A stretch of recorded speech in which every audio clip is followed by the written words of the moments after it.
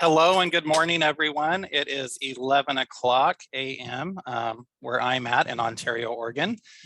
Just want to welcome you all here and wish you all a very happy Pride Month. Definitely excited for all the things that are planned in our community and other communities as well. My name is Kelly Rumsey, he, him, his, and I am a program director at Eastern Oregon Center for Independent Living, and I am based in Ontario. I am a member of the Two-Spirit LGBTQIA+ community, as I identify as a gay male. I am very proud to be a member of that community, as well as being a staff member here at EOCIL, where I am accepted and encouraged to be who I am every day that I'm here. So I thank you for that. Just want to thank you all for being here and attending EOCIL's first annual 2022 Eastern Oregon Pride Celebration Month.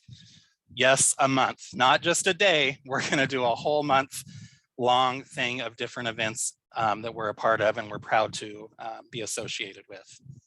The main thing to keep in mind is that this is a safe space for everyone, and please be respectful of everyone's time, emotions, and feelings. EOCIL will be facilitating online Two-Spirit LGBTQIA+ awareness sessions throughout the month of June. In addition, EOCIL has partnered with many local community partners and organizations to organize in-person Pride celebrations in Ontario, LeGrand, Pendleton, and the Columbia Gorge region. In some cases, these will be the first ever community Pride celebrations.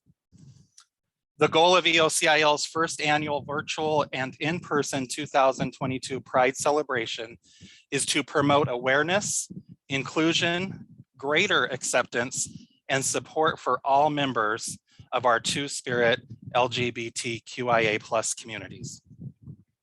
When EOCIL began in 1997, they witnessed firsthand how our Two-Spirit and LGBTQIA+ community members with and without disabilities faced stigma, exclusion, and disparities.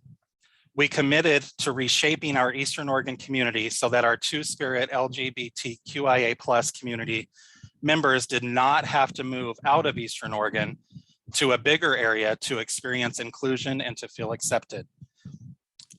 It has not been easy, and even though we have seen more communities and agencies become inclusive, we lost way too many individuals from our community to suicide, incarceration, and overdose. I would just like to let everybody know that, again, it's a safe space here, and to always remember to practice safe care or self-care, apologize, and be aware of risk and discomforts. So if at any time during any of our presentations, whether you're the speaker or just someone who's listening in, please feel free to take time for yourself, step away from the camera, put yourself or mute the conversation, make sure you're safe and taking care of yourself at all times. We do have a mental health specialist on our staff. Her name is Carrie Luke. I think most of you can see her on the camera there. And at any point, if you are triggered or you feel that you need to be comforted and have someone to talk to, you may reach out to Carrie, and her phone number is 541-709-7817. Thank you for being here, Carrie. So we'll get started. Today, our guest speaker was scheduled to be Jane Hart from the A&E series, Many Sides of Jane. Unfortunately, Jane is not able to participate today due to a medical emergency. She sends her apologies, and EOCIL is currently working with her to get her rescheduled to share her story and participate in any way that she can. But we are very lucky and extremely fortunate, and I'm probably going to say your last name wrong, so please forgive me ahead of time. We do have Dr. Laurie Marhoefer. Oh, yay. Okay, perfect.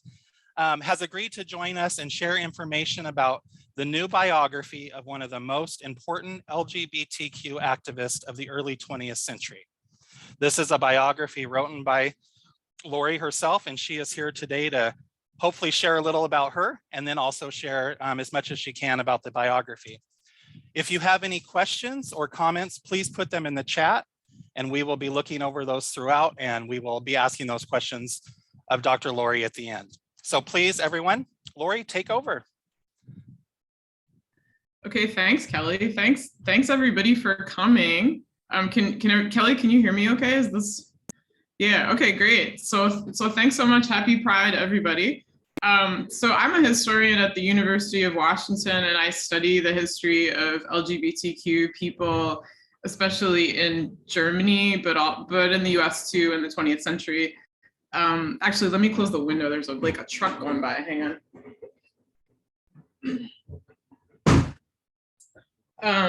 Yeah, so I got my PhD in 2003, and I've been teaching ever since. I teach undergraduates. Right now I'm teaching a class on LGBTQ history. I also teach German history. So I'm going to talk today about a book I just published. Let me here get my slides up here. Okay.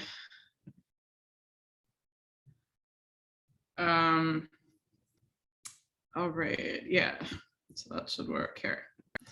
Okay. Slides looking okay? Yeah, great. All right. Okay, so I'm going to talk about somebody who maybe you haven't heard about, Magnus Hirschfeld and his boyfriend Lei Xiaotong and their journey around the world in the 1930s. This is based on my new book that just came out a couple of weeks ago. It's the one on the left, the pink one. And it's a double biography of these two men, and it tells the story of their relationship and their journey around the world.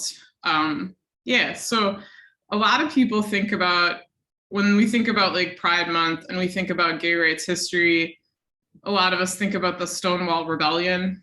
So this was a historical event in 1969 that is the reason that like it happened at the end of June, and that's like why June is Pride Month. And it used, you know, y'all probably remember, it used to just be like a couple of days around the anniversary, but then we expanded it to the whole month, which I think is great. Maybe soon we'll take over some other months too, to programming. But what happened was in 1969, you know, the way that bars worked was that there were gay bars and there were bars that transgender people were going to, that was a safe space for them. But there were usually city ordinances that prohibited like wearing the clothing of the other sex, or there were some, like in New York City, the bar's liquor license was related to whether there was like an immoral clientele. There were these kind of like old laws that affected gay bars, and they would occasionally like be raided by the police. And the way that gay bars usually operated is that like the owner of the bar would pay off the police or the mob to stop, so that the police wouldn't raid. So the Stonewall Inn was this pretty famous gay bar in New York City. Some of you may have been there. It's still there. But anyway, I guess they like forgot to pay off the police, and there was a raid one night, and this was in 1969. So the 1969 was this time when lots of people were rising up to protest that their rights were being infringed. It was a time of like Black Power, the civil rights movement, the women's movement was going on, decolonial struggles were like going on all over the world. So when the police raided the bar that night, the people at the Stonewall Inn were like, we're done, we've had it. And they rose up against the police, and they actually fought back, and there was a riot. And then the riot went on for a couple of nights. And this was the beginning of a new phase of the gay rights movement, not just in the US, but like around the world. So when I was researching my first book, I lived in Germany for a while, and Germany also celebrates Pride on the date of the Stonewall Rebellion. And the Pride celebrations in Germany are named after the American riot. They call it Christopher Street Day. Christopher Street is the name of the street that the Stonewall Inn is on in New York City. So it was like a global thing. And I recommend, so this picture is actually of like a reenactment that you can watch on YouTube of the Stonewall Rebellion that was done by a group of comedians and historians who call themselves Drunk History. So for a university professor to be telling you to watch this, you're probably like, what's going on? but I actually think it's really great. It's a really good reenactment. So if you Google drunk history Stonewall Rebellion, what it is like they find someone who knows a lot about the Stonewall Rebellion and is also like a person who's kind of like a naturally funny person, and then that person has a bunch of drinks and explains the historical event, and then they reenact the explanation. It's really great. Anyway, okay, so that's my pitch to you for like if you want to learn more about Stonewall. But so a lot of people are like, yeah, gay rights started in 1969. It started with the Stonewall Rebellion. Okay. So my research is about how like actually the beginning of gay rights was not in 1969. It was a lot earlier than 1969. It was gay rights began at least in 1830. In 1830, so way before any of us were born, people were arguing for gay rights. Okay, so let me start out by just talking about that moment in the first half of the 19th century. Okay, so if you think about 19th century Europe, it's a place that was dominated by the Catholic Church during the Middle Ages, and then the Reformation happened, and then the French Revolution happened, right? So the power of the church declined. By the 1830s, there were secular states like what we have now, but they still retained these medieval laws against gay sex. Okay, so these were called sodomy laws. This is from the 1500s, like a depiction of people being executed for the crime of sodomy, which is a super bummer.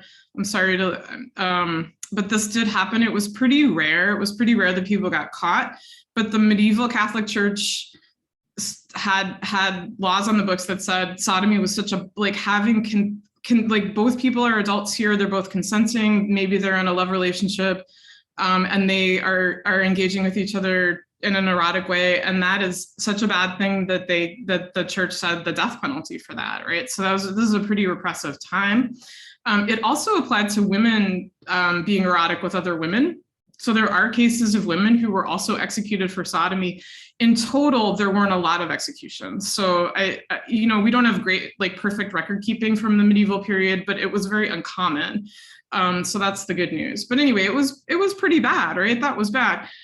By the 1830s, by the time this guy rolled around, most European states weren't still executing people for crimes like sodomy, although some of those laws had been repealed during the French Revolution, kind of very similar to the way that witchcraft was handled. So prior to the French Revolution, like people were executed for witchcraft, and then afterwards, a lot of people were like, yeah, that seems like superstition, actually. Like, let's, we need to take those laws off the books. A lot of people felt similarly about sodomy. So they were like, well, it's not a good thing, but executing people for it seems a little extreme. So, however, lots of countries still had laws against consensual adult gay sex, including like the United States, which had such laws on the books until 2003. And they were usually always called sodomy laws from the, using that same medieval language. Okay, so this guy, not nearly as exciting as the Stonewall Rebellion, I admit, but he was a Swiss guy. He was a hat maker, a profession that is really in decline if you think about it. But at the time was like a very big money thing to be. He lived in like a Swiss village, and he published in the 1830s 2 books that claimed that people who felt same-sex desire were an oppressed minority. He actually compares people who feel same-sex desire to witches, and says, look, the persecution of witches was superstition, and we've stopped it. In the same way, persecuting these people who feel same-sex desire is like a silly superstition dating back to kind of a bad time in human history. Like, let's stop doing that. It's a natural part of life. We shouldn't be not executing, sorry, but at this point, people were being put in jail. He was like, that's wrong. Okay, so this is the first, I actually, as a historian, think there probably are people before this who made the same argument, and maybe like their pamphlets haven't survived. But this is the first surviving argument that we have for something like gay rights.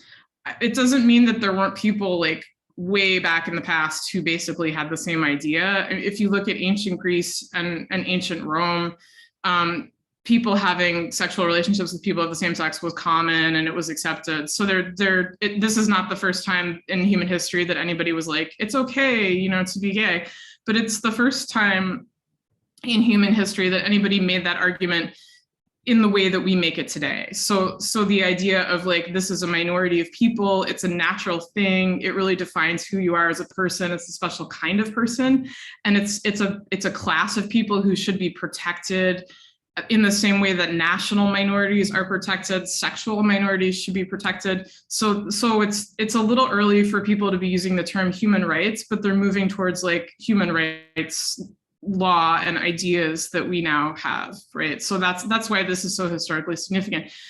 This guy EOCIL was followed by this other German-speaking guy, Karl Heinrich Ulrichs, on the left there, he was a lawyer who lived later in the 19th century, who made the same point, basically.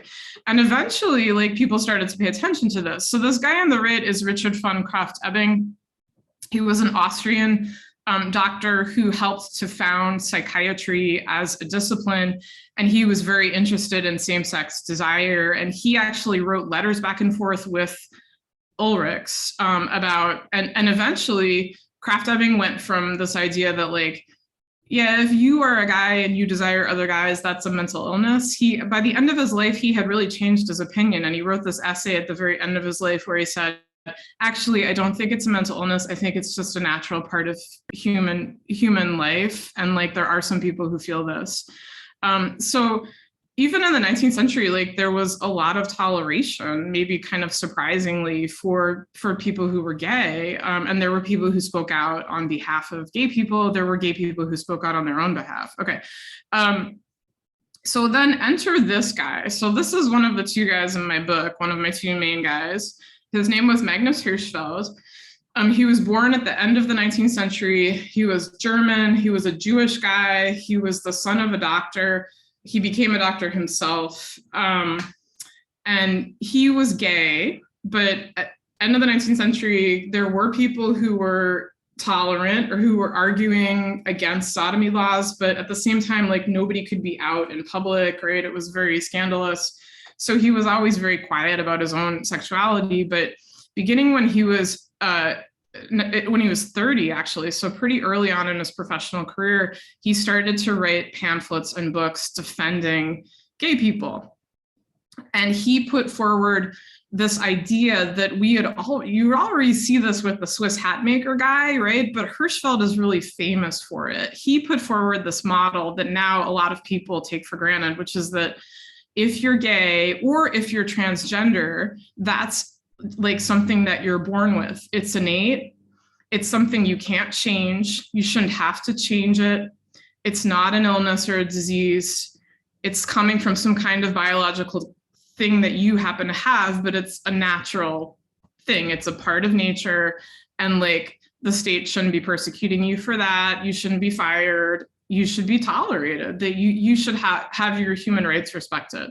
Okay, so Hirschfeld like did more than anyone else to spread that idea. He wrote a ton of books about it. I have, it's like the whole shelf back there is like Hirschfeld. He did all kinds of, he actually made a movie that came out in 1919. It's the first movie that has gay characters in it, where the gay characters like are represented in a somewhat positive way, although one of them does die at the end. He co-wrote that movie. He appears in it as himself. And over the course of his life, he was like remarkably successful at cultivating a public image as just like an expert doctor who himself was not gay. He never came out. Like, this would not have worked if he had come out. But he became like when he toured the United States, I'll talk about this in a second, but when he toured the US, the American newspapers referred to him as the Einstein of sex. So Albert Einstein, by the 1930s, was world famous for his innovations in physics, and he was living in the US, and he was also a German, right, scientist, German Jewish guy. Hirschfeld was like the equivalent of Einstein, but he was an expert in sex. So he was an expert in homosexuality, but also in marriage. He wrote a lot about like marriage and women and eugenics, kind of some creepy ideas there that I can talk about if you want, but all kinds of aspects of sex. And he became like this scientific expert who people around the world turned to when they wanted answers about sex. He was definitely always seen as like kind of a left-wing guy. So a lot of people didn't agree with him. And I would say like the majority of people thought that this couldn't possibly be true, that like if you were homosexual, that couldn't be a natural thing, that wasn't a bad thing. That idea was very controversial in the 30s. But he did more than anyone else to spread that idea. He also was really important in early transgender history. So he was not himself transgender, but he was one of the first people to write about transgender people as like different from gay people. And he wrote this, the term he used was transvestite, but eventually that evolved into transgender. And this is a picture of people who are identified as transvestites, but we would probably call them transgender, in Berlin in the 1920s. There was, Hirschfeld was able to, so I should say after the First World War, Germany became very progressive. You may remember the movie Cabaret, like it was this time of where gay culture in Germany really boomed. And Hirschfeld in that moment was able to raise money to build a scientific institute to continue his research. It was called the Institute for Sexual Science. And this photograph is of a conference that took place in the 20s about homosexuality and transgender at the Institute. And these people are trans people in the 20s who went to like hear Hirschfeld speak and to probably like give their own thoughts about what it was like to be trans. So I just think it's super cool, like how, especially, you know, gay history and trans history, I think a lot of people are like, oh, that's late 20th century, but actually like, it's before color photographs. Like it's really early. It's before, you know, way before like anybody remembers. Okay. So let me see how I'm doing. Okay. So Magnus Hirschfeld, you know, I just want to say a little bit more about this moment of the 1920s and like how important it was in gay history. This is another image of one of the gay clubs in Berlin in the 20s. There were at least 20 bars just for lesbians in Berlin in the 20s. So it really was like this jumping scene. People came from all over the world to go to Berlin to be part of Berlin gay scenes. All these Americans went over in the 20s. Christopher Isherwood came from England to be part of this. It was really an exciting time. Let me see, one of the, and it included women. So for most of the rest of the talk, I'm gonna kind of talk about guys, but I just want to flag for you that like women were part of this too. So this is Lottie Ham, who was a lesbian activist and party organizer. Ham also identified as a transvestite, so had kind of both a gay and a trans identity. And you can see like the butch dress, right? Like Ham looks really good in the yeah. So wearing pants in the 1920s was very controversial for somebody who was supposed to be a woman. Okay, so also like there are all these magazines that were published in German in the 20s. This is one of the lesbian magazines. It was called Girlfriend. You can see that's the front page. And then on the back page, there are all these ads for bars and clubs for both guys and for women, not just in Germany, but you can, I don't know how closely you can see that, but in Hamburg as well, like in other big German cities. Germany was really open. Germany was like the San Francisco of the world in the 1920s, which is, you know, kind of shocking because of course, like this is before the Nazis, right? The Nazis are actually gonna come and destroy all this. Okay. Indeed, I think like just globally, the you know, the middle of the 20th century is this time when lots of people were gay and trans. This is an example that I really love from the United States, and it's from later, it's from the 1950s, but this is James McHarris. So he was a trans guy, or maybe a lesbian, but I think probably a trans guy who was living his life in a small town in Mississippi and was stopped by the police one day, and it was white police stopping James McHarris driving, and I think he was afraid that they were gonna attack him or something. So he said to them, yo, you know, everybody, I'm a woman here, I'm a woman. So he outed himself. And then he became a celebrity. The Ebony magazine, which was the leading African-American magazine in the 50s, like circulated all over the country, did this whole big article on James McHarris. And it's not a negative article. It's kind of a celebration of like that he's very good looking, that he's living his life. He even went on dates with women. This is all in a little town in Mississippi. So I think, like, you know, Stonewall is awesome, but like I want people to remember that there were gay and trans people before Stonewall. Okay. All right. So let me just, for the last little bit here, talk about oh, here's another example. This is the okay, one more example, but this is the first lesbian bar guide, 1928. It's a guide to the bars of Berlin, and Magnus Hirschfeld wrote the introduction, and the author was Ruth Rolig, who you see pictured here. She was an important lesbian writer. She had a pet monkey. That was really fashionable. If you were really wealthy in the 1920s, exotic pets were really fashionable. So people had like monkeys and like little exotic cats. Like, yeah, it's not so much anymore, I think. But yeah, just to kind of emphasize like how open Germany was, that there was even a bar guide. Okay, so of course, like all of this was destroyed by the Nazis, right? Here is a photo. When they came to power in 1933, the Nazis were really against gay culture and against trans people, and in particular Hirschfeld. So for the Nazis, Hirschfeld was like the guy who started all of this, and he was Jewish to boot. So they really went after him. And when they came to power, they destroyed his Institute for Sexual Science. And a lot of people have heard of the book burnings that the Nazis carried out. One of the biggest book burnings was of Hirschfeld's library. It was like, and that got forgotten for a long time, but like the book burning was really targeting him and targeting like gay culture. And this is on the left, this is I think the book burning at the opera. Although now that I'm looking at, no, I think that's right. Yeah.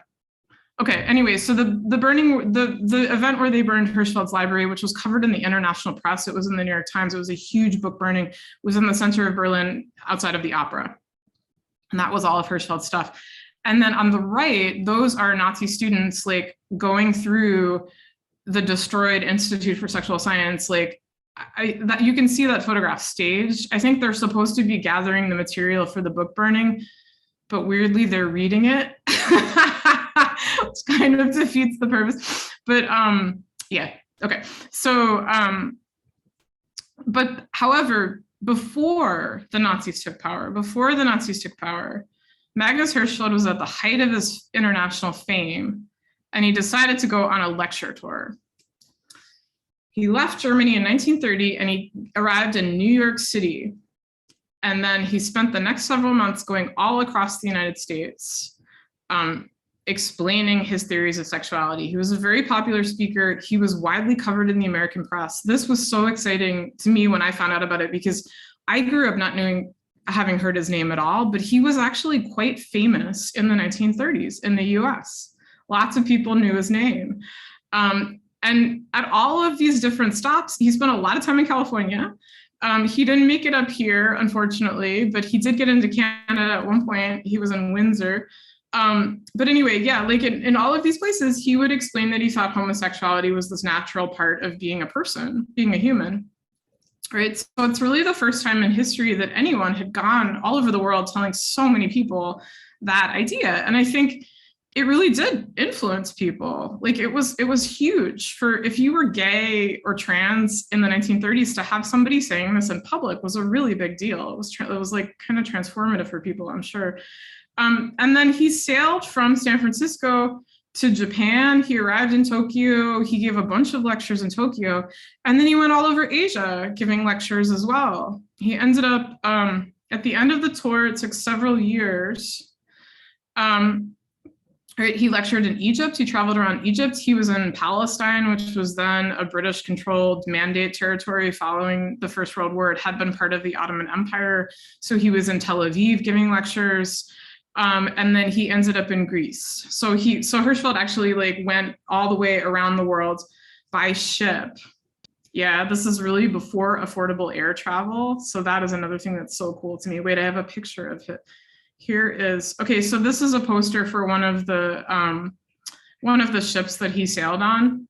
You can see that beautiful 1930s imagery in the poster. And then there are all kinds of photos of him on his journey. So this is him posing in Central Java, which is now Indonesia, with these like phallic stones that are ritualistic, supposedly like significant to some kind of local ritual or belief system.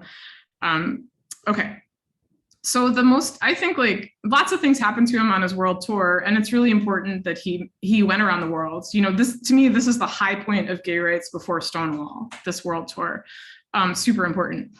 When he was in Shanghai, so early on, Hirschfeld gave a lecture in the International Settlement, which was this colony inside of the city of Shanghai. It was controlled by foreigners, and it was super fancy part of Shanghai, like lots of money. They built these buildings were very like elaborate and modern in their day. The building he spoke in was the China United Apartments, which you can see in this photograph. You can also see those old, that's the 30s. See the cars? Yeah, it's like super, super cool to me to see. Very early, your lawnmower is probably more powerful than that car. So this is the building he spoke in, and he spoke to a group of Chinese feminists who were really interested in his ideas about marriage and women's equality. He was a big proponent of women's equality.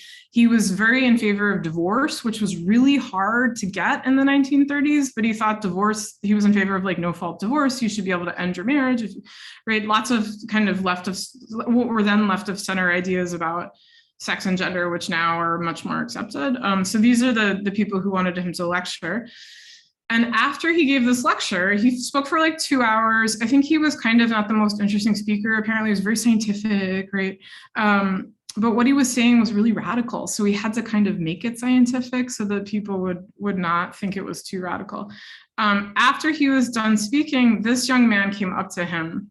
Okay, so this photograph is from a couple of years after they met, but he was probably dressed like a lot like this. He was a very snazzy dresser. This is Lei Xiaotang. He was a medical student in Shanghai in his 20s. He was also quietly gay, and he was very interested in Hirschfeld. He had read about him already in medical school. There weren't any classes that Lei could take where anyone would say anything about homosexuality, but he like went to the library and found Hirschfeld's books. So he knew who he was. And he went to see him lecture. And when Hirschfeld was done speaking that day, Lei came up to him, and Lei had grown up in Hong Kong. He was from a very wealthy family. He had spoken English from childhood. Hirschfeld spoke English and German, although his English wasn't great. But Lei went up to him and offered in English to translate for him in China. Hirschfeld didn't speak Mandarin or Cantonese. And Hirschfeld was like, of course, you can translate for me. That would be great. So Lei became his assistant, and they fell in love. And Hirschfeld decided that, so Hirschfeld was in his 60s. This was like, there was a 40-year age gap. Hirschfeld decided that Lei was going to be his successor, that he would take over his research and his activism on behalf of gay people. And Hirschfeld was like, I'm not going to last much longer. You're going to carry this on. You're going to carry on this project. And Lei agreed. He wanted to be a scientist of sex. He really admired Hirschfeld. So together they traveled all over the world. Together. They went, here's the map again, right? So they met in Shanghai, and then they went to all of these different places together. This is a photograph that I found. I went and looked in Lei's papers, and there's some photographs in there that a lot of people have never seen, and this is one of them. This is just like them in a casual moment in Beijing, hanging out with some sailors that they met. Yeah, there are lots of photos like this of them kind of in these casual moments. Okay. So let me see. You also, in public, they didn't let on that they were anything aside from teacher and student. So eventually Hirschfeld published a memoir about their journey together. And he always is like, oh, he was my student. He's my student. He's my excellent student, and he'll be my successor. But he never lets on that they had a love relationship, because you couldn't be open about that. They would have both been completely discredited. Hirschfeld would have lost everything. So this is a photo from the book of them together. It just says, and the caption is just Hirschfeld with students from the Central National University. So this is a university in China. But one of the students is Lei. He's in the back wearing a dark, he's got his elbow on the railing there. So he's standing behind Hirschfeld. So this is like them as teacher and student. Okay, so when they reached Greece, where's Greece? Yeah, so they arrived in Greece in March of 1932.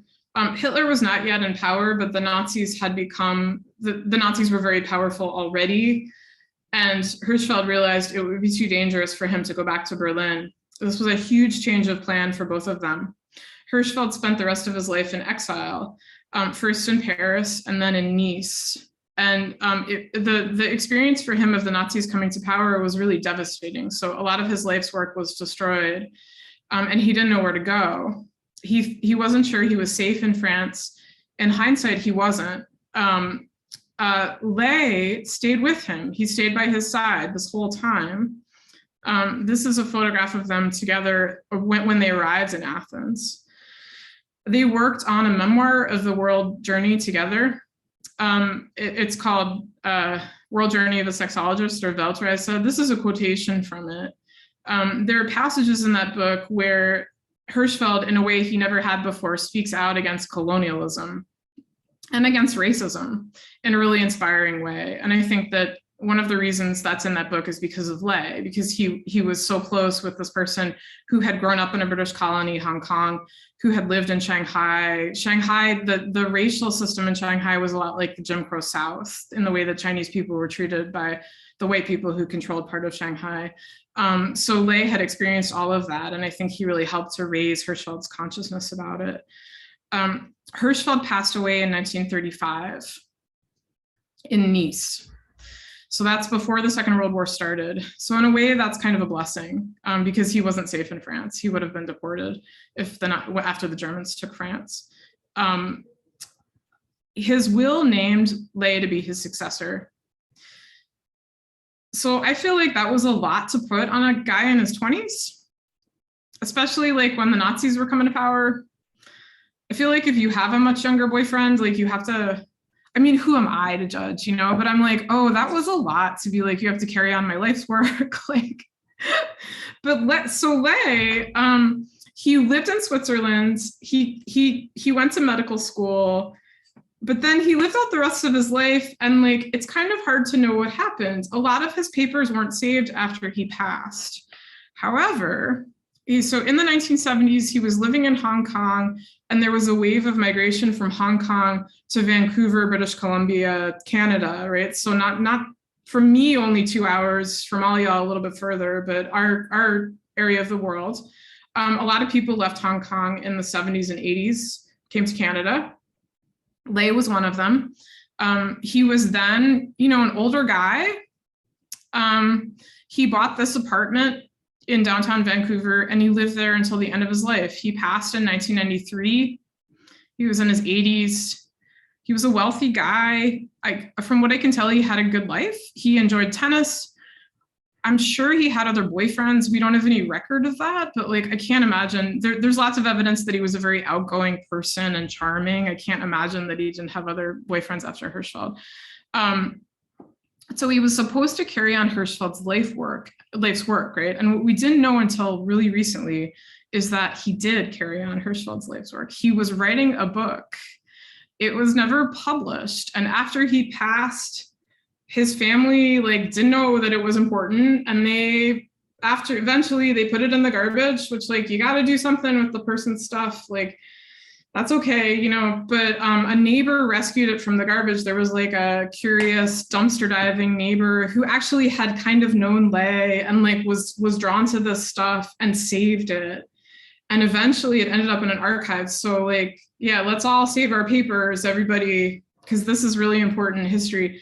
And I was able to go to Berlin and see the book. So we never published it, and it's not finished. But it was really exciting. Only a few people have ever read it. And a lot of historians, I think, haven't realized how important it is. So among the different things in the book, he writes, this is a picture of him when he was older that was in the dumpster that was pulled out. So I don't have a date, but it looks like a passport photo when he was an older guy, maybe in the 70s or 80s. So he writes in his book, which is it's in a 3-ring binder. It's handwritten. He writes that after Hirschfeld passed away, he continued his research. He went all around the world taking notes on sexuality.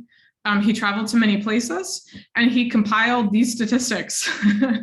He found that that 40% of people were bisexual, 30% were heterosexual, only 20%, only 30% were heterosexual, 20% were homosexual. So bisexual plus homosexual is 60% in his, it's a majority. Okay, so you're probably like, was this really scientific? I mean, it doesn't seem like it was that scientific, but I just love that this guy had this vision of the world, where there could be so many LGBTQ people. Like, it makes me happy to imagine that.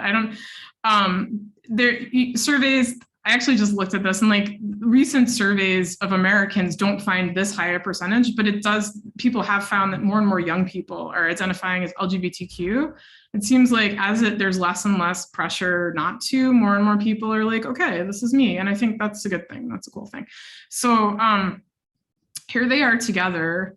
I think that their story, the story of their world journey, is a really good reminder of just how early gay rights happened and like how long it's been a part of world history. And I also really love that like you get to see two sides of gay rights. So you get this older German guy who was kind of conservative, and then you get this younger like queer Canadian, Asian Canadian guy who ended up having an even more radical vision of like gay and trans liberation. So so that's their story. If you're interested in learning more about them, that's what this pink book is about. And you can, at this point, I think you can probably order it online or get it from the library. Okay, thank you so much. Happy Pride. I got a couple minutes to do questions if you're interested. Let's see here. Thank you so much. Thank you. That was amazing. And some of the things you were sharing, I was able to relate to current times. So that was kind of fun for me. Kurt's been monitoring the chat, so I'm not sure if there was anything in the chat that had popped up for questions. Okay, Lanny's upvoting drunk history. That's, yeah, me too. I learned a lot from it. Me too. It's really great. Perfect. I think I'm going to make my students watch it this afternoon. Hey, there's a drunk history for disability too. And my friend Candace in California, her sister is a comedian off Bad TV and did drunk history for disability. And that was really good. So, but I wanted to tell you, awesome. Wonderful presentation. And I purchased your book as you were presenting, and I absolutely learned new things today, so thank you. And I don't see any questions. Thank you.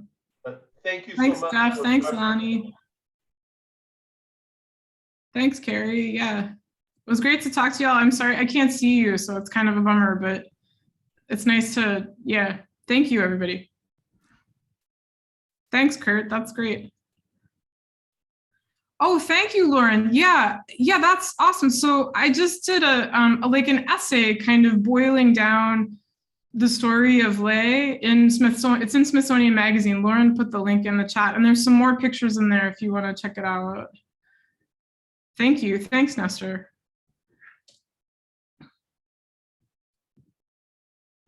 So we'll open it up again if there's any questions, just why we have her here. So.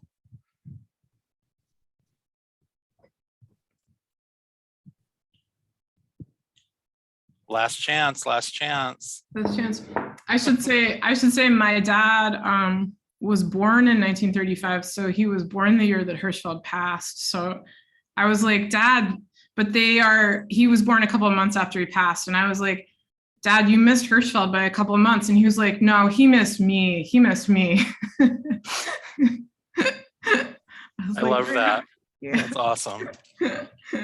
Well, we definitely want to be respectful of your time, and again, we appreciate your time and your knowledge and just sharing everything that you know. So thank you for being a part of this and kicking our Pride Month events off. Sure, no problem. Yeah. Okay, thank you so much. Bye, everybody. Happy Pride. Thank you. All right, everyone. If you can stay on for just another moment here. Just want to give a reminder that June 2nd, which of course is tomorrow, is going to be our youth panel, where we have individuals who represent that younger younger group of folks that are going to be coming on and sharing some of their stories and experiences. So looking forward to that. And I believe it's scheduled for the same time. And then the Zoom links and everything are on the program that has been provided. So please be sure to attend that and feel free to be active as we're going through that. I want to thank Kurt Toombs, the CEO of Eastern Oregon Center for Independent Living, and Marion Poe, who has been in charge of our kind of putting this all together, doing our programming, our programs, and getting people signed up and squared away to be a part of our panel. So thank you to both of you. And then thank you again to Eastern Oregon Center for Independent Living for accepting, supporting, and being a huge advocate for LGBTQIA+ and Two-Spirit individuals. I personally appreciate it so much, and I know so many others do. So if there's no other questions, we are going to log off here, and we hope to see you all back tomorrow.